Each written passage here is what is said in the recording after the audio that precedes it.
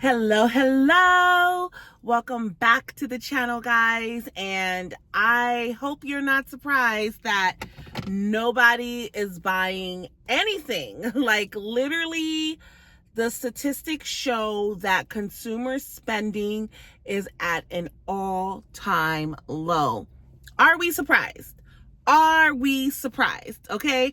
I told y'all in a few videos back that I'm not sure if the targets are looking like deserts all because the so-called protests, or if it really is something to do with the economy, because I hadn't been in Target for God knows how long, and I had to go in there emergency base, and it looked like a desert. I never seen a Target in disarray. I always see them looking clean and everything nice. But this day that I went, which was last Saturday, it was a mess. And I was like, oh my God, is it the protest, right? But now, based off of the data that I have for you guys today, I don't think that the craziness that I saw Target in, like nobody been in there, just looked really nasty. I think that this is part of what's happening in the economy. Like, there has been a decline in retail sales, y'all. In January 2025, U.S. retail sales experienced a significant drop of 0.9%, making this the largest drop in the last 2 years. Okay? So it's no surprise when we say nobody is buying anything. I feel like I'm saying this over and over. People are being very much more conscious on where they spend their money, how they spend their money, let alone if you even have extra money to spend after you pay for your regular expenses, right? Because I think that's like a big deal for a lot of people. It's like, yeah, I would love to buy some new clothes. I would love to buy some new things for my house, but where am I going to get that money from, right? So that's like a very valid, fair question for a lot of folks, right? They just don't know where that next dollar is going to come from. So, of course, retail shopping has hit a decline. Also, consumer confidence and income expectations. As of March 2025, only 16.3% of consumers expected their income to increase, okay? Down from 18.8%. A lot of companies are not even giving people raises anymore, okay? They are using whatever excuse they can find to keep from giving people raises. One of the biggest feedbacks that we got from the federal workers that had been laid off is that they were using their performance reviews and saying that the person wasn't meeting expectation or wasn't doing their job correctly. So that's why they were laying them off. And a lot of people were saying, hey, that's not true. I do my job very well. I exceed expectation, but even still, employers were purposely rating them low on their performance reviews so they would not have to pay them an increase, okay? And so people are starting to get hip that, oh my gosh, I don't even think I'm going to get a raise, right? Once upon a time, you could quit a job and go work someplace else and expect to get paid more, but that's not even happening anymore because so many companies are laying people off. You could try to go get a job someplace else if you want to. Like I told y'all on my last video, this is not the season to play that game because companies are not hiring like they were. And if they are going to hire you, they want to hire you for way less than what you're worth. So you probably want to stay where you are and try your best to get your income up someplace another way, right? Like, if you are going to get a new job and to raise your income, secure the new job before you quit your current job, because we'll just use the federal workers. If you are a federal worker, thank you for your service. I'm so sorry that, everyone is going through this, but who was the first to go? The new hires. The new hires were the first to be let go, right? There's so many reasons why consumer confidence and expectations is at an all-time low. Like, all you have to do is turn on the news and you'll see this stuff happening, right? So of course people are not spending money if we don't even know if we're gonna have our jobs, you know what I mean? So it's just like everything is like not looking up. So yeah, we're gonna be more conscious on how we spend our money, where we spend our money, right? We've talked about this profusely on this channel. Increased reliance on debt. By the end of 2024, total household debt in the U.S. reached a record high of $18.13 trillion, a 3.6% increase from the previous years. Guys, it's an all-time high. The country is in high debt. Individual homes and people have high debt. Like, these statistics highlight the complex factors influencing current consumer behavior, including economic uncertainties, income expectations, and debt level. I digged a little bit deeper, right? Because y'all know we're going to bring it all back to real estate. So I'm like, okay, what's happening in the real estate sector, right? And I checked out CoreLogic. If you don't know what CoreLogic is like a data website. Yeah, they're like one of those data websites where realtors go to get data, right? And their primary focus is housing market analysis. So they pay attention to everything that's happening and how that correlates to the housing market, right? And their research indicates that housing affordability has declined to its lowest level in decades, okay? Literally, if I was editing this video, I would show you guys a clip here in the DMV in DC, Maryland, and Virginia. Mayor Bowser, I'm probably ruining her name, but Mayor Bowser, she had like a press conference saying that they are about to experience an even higher housing affordability crisis because there are so many people living in affordable housing and even market rate that are not paying their rent. And the rent delinquencies is at an all-time high. Homeowners, landlords, and even property management companies, they cannot continue doing business when people are not paying their rent, right? And there were people in the comments of that video that were like, okay, yeah, of course a lot of people can't afford their rent in DC because a one-bedroom apartment in DC is $2,000 a month. We have an economic crisis. So I'm going to watch that story very closely to see what DC is going to do. She literally just said, we are going to have a higher housing affordability crisis in the District of Columbia. But she didn't give any like resolution. She didn't say that they were going to work with the landlords to maybe lower rent, or if the government was going to come in and subsidize the rent. We don't know, but that's DC. And I know that other parts of the country, there also is a high affordability rate.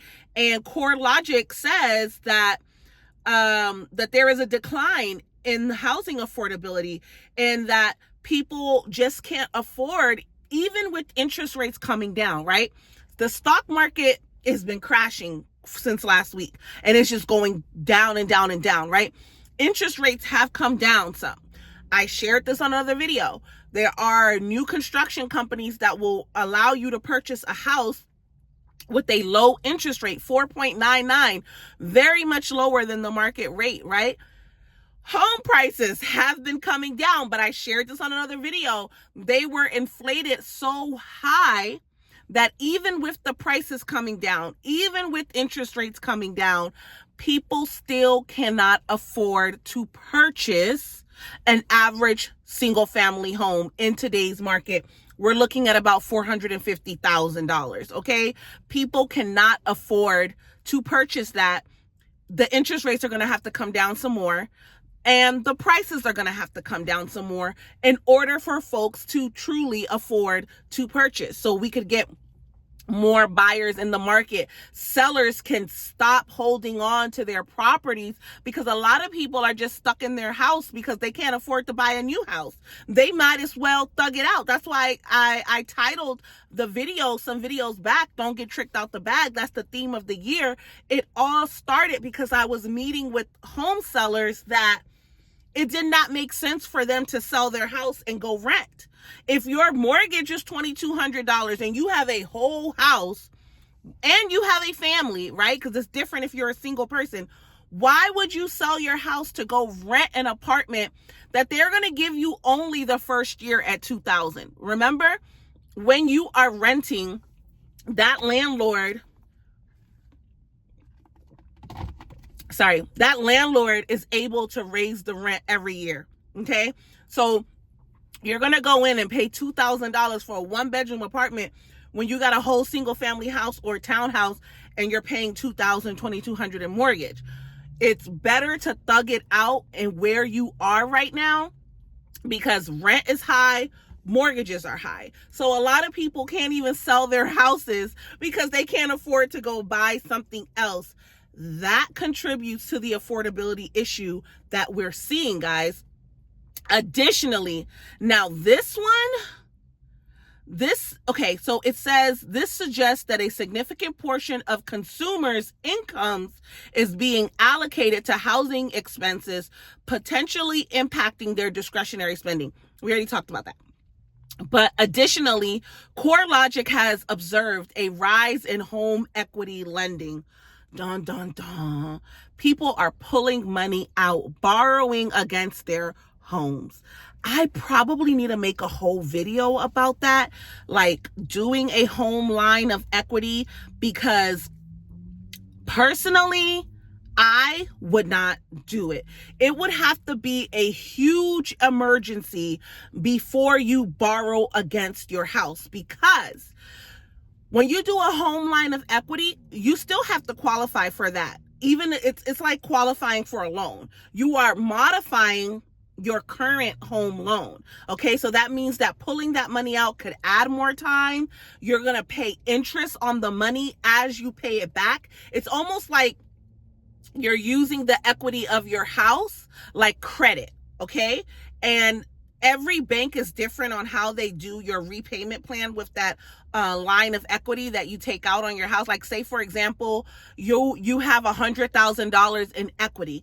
They will probably allow you to take out up to $80,000, but you're going to pay a percentage on that $80,000 back every month. There is going to be interest added to the $80,000.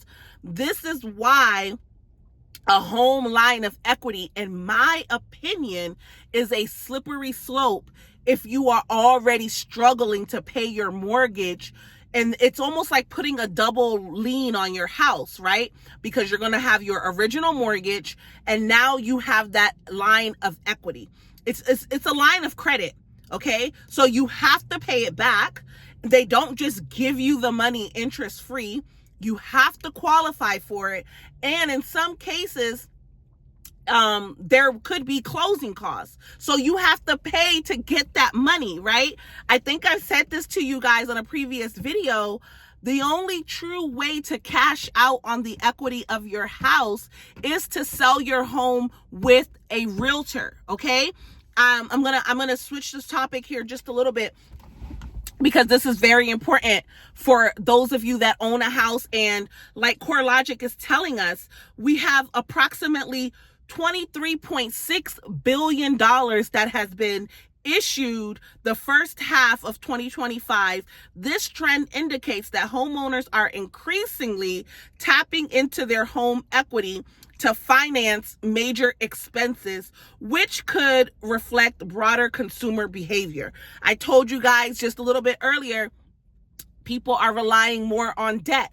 When you start borrowing money from your house, that is so dangerous, because that equity that all of homeowners have today, because most homeowners that have not been frivolous and have not been borrowing against their equity, most of you have at least $100,000 worth of equity. That $100,000 worth of equity is going to protect you in the event you have to sell your house, okay? Because as long as we know that you have $100,000, and the way we find out how much equity you have in your home, you want to get in contact with the realtor like myself. We're going to do a market analysis on your home, and I could tell you estimated closing costs that you will have.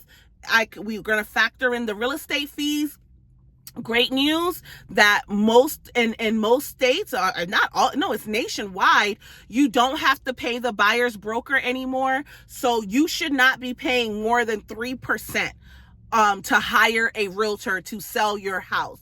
If a realtor is trying to charge you more than 3%, you may want to run, okay? Unless they can guarantee you something that nobody else can guarantee you, I would run, right? Because you can negotiate what you're willing to give the buyer if the buyer needs some concession. And you could say, okay, I'm willing to give the buyer 1% of concession, right? So that's going to be 1% of the sales price. But the realtor does not tell you, oh no, you got to give them 3%, because if they tell you that, then you're paying 6% in total. Okay, so this is something you need to pay attention to where you're negotiating. But I'm getting off subject here. Let's stick back to this equity, this line of equity, right? So basically, people are depending on the equity in their home. You need that equity, okay? Once I find out how much I could sell your house for today, what the total cost is, we're going to subtract all of that from what you owe the bank, and then what's left over is your equity.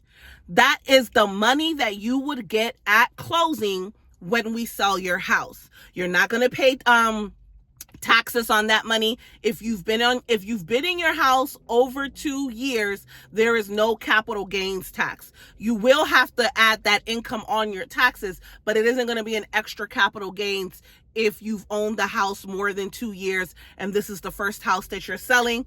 You're free from that. That would be the only outside expense on selling your house and getting that equity. But if you start borrowing against that money, let's say, for example, you took a home line of equity and you took out $80,000 from your $100,000, that means that now your true equity is only $20,000. Okay. So that means, for example, if the market is saying that your house is worth $550,000, that's the market value. That's the price you need to sell your home.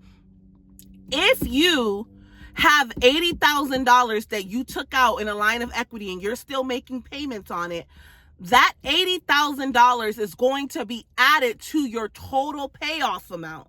Okay, so we have to sell your house at $550.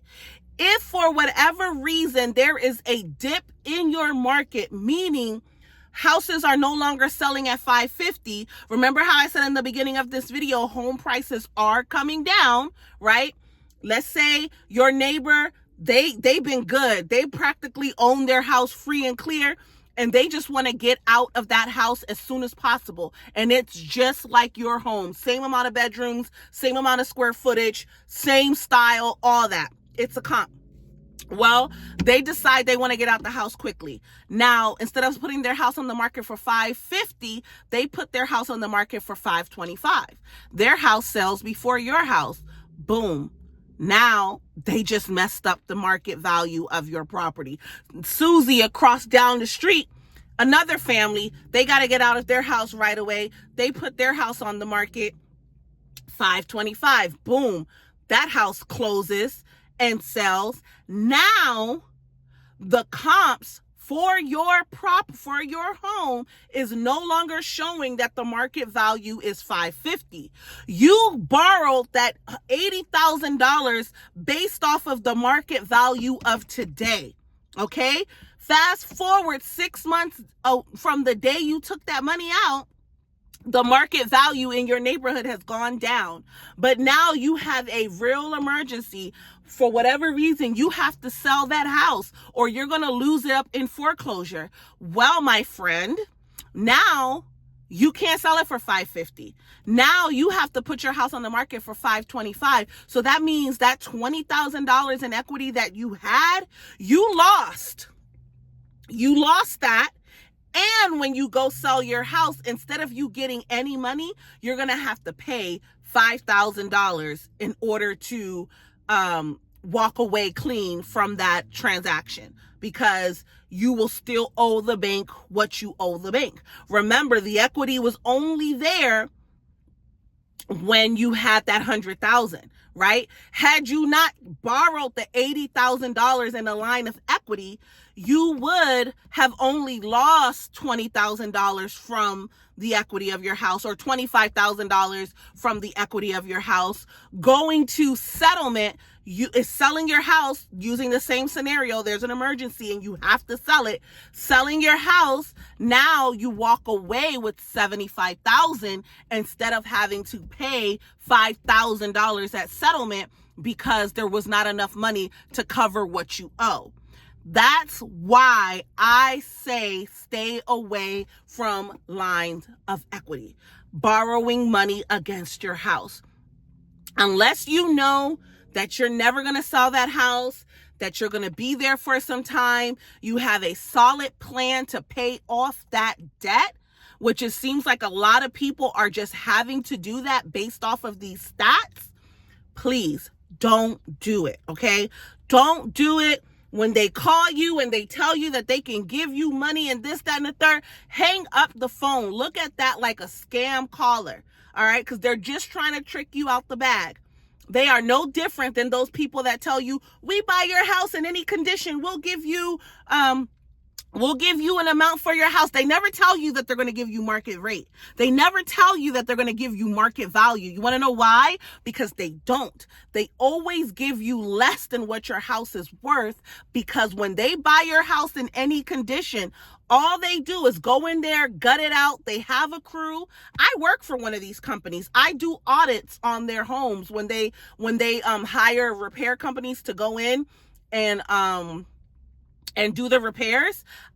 You have to be a licensed realtor to do these audits. And so that's one of my side hustles. I audit the homes of these companies that buy people's houses penny on the dollars, because there are people that instead of contacting a realtor when they see themselves going through a financial time, they allow the bills to just keep piling up, and then their house goes into foreclosure or their house goes into auction, and somebody with some money, like the company that I work for on my side gig, will come in, buy it with their construction crew, gut it out. Sometimes they don't even renovate it like high class. You know, they just paint it, they get some new appliances, put down some cheap flooring, and then they put it back on the market. But even with that, they're still able to charge sometimes even more than market value. So the equity that you would have got, some Joe Schmo or some AI company, they're getting rich off of people that are not taking action when they need to take action. That's why this year, the theme of this channel is don't get tricked out the bag, because you should not be losing your house to foreclosure. You should not be losing your house to auction. All right. I know that realtors get a bad rap because there are a lot of scammy ass people out there. I know it. All right. I'm not that. I'm a realtor here in DC, Maryland, and Virginia. I've been a realtor since 2004. If I was not doing my job, I would not be here, okay? And one thing about it, most of us are going to be honest and true because we have to renew our license every 2 years. You can't renew your license if you have complaints against you, if you have been found to be a cheat. That's why a lot of the people that run these scams, they're not even realtors. The wholesalers, the flippers, they're not realtors. They are not licensed realtors. They will try to hire realtors to come in and do parts of the work that they can't do as a licensed realtor to get access to state documents and things. But the actual flipper or wholesaler, you don't have to be a licensed realtor to do that. And that's what allows them to go in and trick you out the bag, because at the end of the day, what they are doing is not illegal. But is it ethical, right? That's the question. In my opinion, no, it's not. I have seen people literally lose thousands of dollars in equity because they did not know better. And it's very sad. It's very sad how these guys, they prey on your desperation. They prey on your ignorance. That's why if you have an elderly family member that has a house and they're struggling to pay their mortgage, you guys need to contact a realtor and like help your family so they don't lose that house, because most people have at least $100,000 worth of equity in their home in the DMV. I'm talking about the DMV, guys. If you're in another part of the country, the amount of equity that your property may have could be different. But in the DMV, people got equity. So please don't lose your house to these scammers, the people that buy your house at any condition, then flip your house, wholesalers that come in and offer you $50,000, $60,000 when your house is worth $400,000, $500,000. You might be watching this like, nah, but yes, it happens, okay? When people are going through desperate times, these type of companies prey on that desperation. Legally, it's not illegal. Ethically, I think it's wrong, right? But on the flip side, somebody's gonna make the money. If you lose your house in foreclosure, the bank will sell it to those guys, right? The bank is gonna sell it for less than what it's worth, and someone else is gonna come in and buy it and make the equity. You see what I'm saying? So don't let yourself put yourself at a lower position just because you're going through a hard time. The best thing that you have done is watch this video. And if you haven't already, go ahead and subscribe to the channel. And let me just make sure that I have given you guys everything for today. I did. The moral of the story is stop borrowing against your house. Stop living off of debt. I think that it's a good thing that consumers are being more smart with their money. People are thinking twice before they spend. But I would tell you, like I've told y'all before, go and get yourself another job. Find a hobby that you can get paid for. Find a side hustle to get some extra money. And if you are truly, truly in trouble, don't keep borrowing against your house, because it's going to put you in a bad place. It's going to put you in a bad place if you have to end up selling it. Then you have no more equity. You don't make any money, okay? Real estate, like I told y'all, real estate is a home and it's an economic play. Our people perish for lack of knowledge. I don't want anybody that is a subscriber of my channel or that is watching this video to get tricked out the bag and lose their house because they didn't know better. They didn't know, I got $100,000. In order to cash out, I need to find an honest realtor that I can work with and that I can get my house sold honestly, and I can make back what I'm supposed to make back. That's the only way you're going to win in this real estate environment, okay? Don't get tricked out your bag. Thank you so much for watching the video, guys. Until we meet again, bye-bye. See you later. Thank you so much. See y'all later on the next one.